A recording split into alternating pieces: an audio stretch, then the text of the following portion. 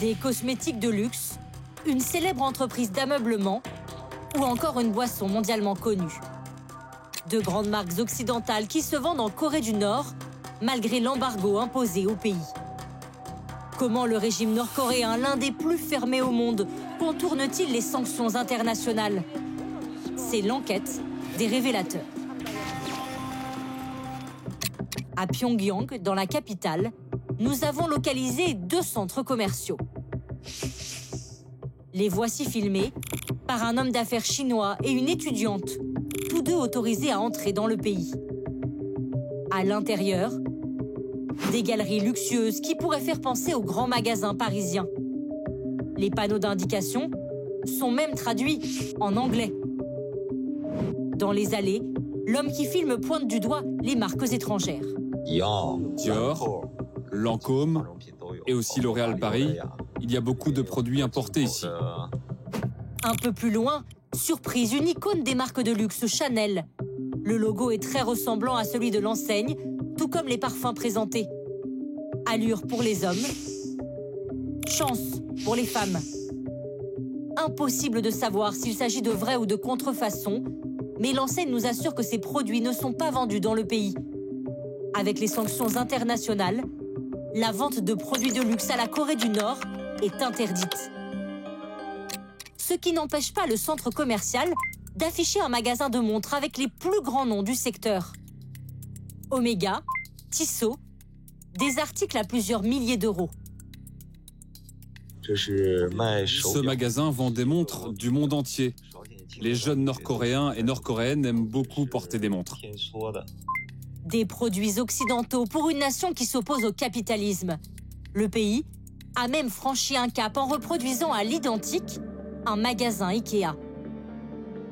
Même façade et employés en chemise jaune. Les marchandises sont les mêmes que celles vendues en France. Cette peluche requin, par exemple, nous l'avons retrouvée sur le site internet français. Idem pour la housse de couette. Nous avons contacté toutes les marques présentées qui nous font toutes quasiment la même réponse. Les produits identifiés sont soit des contrefaçons, soit des articles introduits en contrebande. En réalité, le pays passe par un circuit parallèle alimenté par la Chine. Nous avons localisé l'un des rares points de passage des marchandises. Dandong, à la frontière entre les 2 pays. Sur ce pont, on peut voir plusieurs camions circuler. C'est par ici que transiteraient les marchandises qui ne sont pas autorisées en Corée du Nord. Nous avons identifié une société chinoise qui fait entrer ses produits sur le territoire nord-coréen. Sur les réseaux sociaux, elle se targue d'envoyer toutes sortes de cosmétiques de luxe, papier de douane à l'appui. Export en Corée du Nord, produits de beauté, maquillage, articles en grande quantité. Nous sommes entrés en contact avec la société. Une représentante nous assure que les produits ne sont pas des contrefaçons. Nos cosmétiques sont authentiques. Ils proviennent d'un entrepôt douanier de détaxe. Certains produits ont les certificats d'authenticité, d'autres non.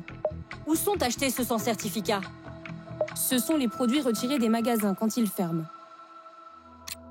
En clair, les produits proviennent de ces gigantesques entrepôts qui servent d'habitude à alimenter les zones de détaxe dans les aéroports ou certains magasins. Un trafic qui paraît difficile sans la complicité de l'État nord-coréen. Kim Jong-un est lui-même un fan d'articles de luxe. Lors de cette rencontre avec Vladimir Poutine, le leader nord-coréen s'affiche avec une montre de luxe d'un horloger suisse à près de 15 000 euros. Sa sœur, elle, porte un sac Dior. La fille de Kim Jong-un a, elle, été vue avec une doudoune de la marque française. Faire entrer des produits occidentaux, une stratégie aussi de la part du dirigeant pour contenter la classe aisée de la société nord-coréenne.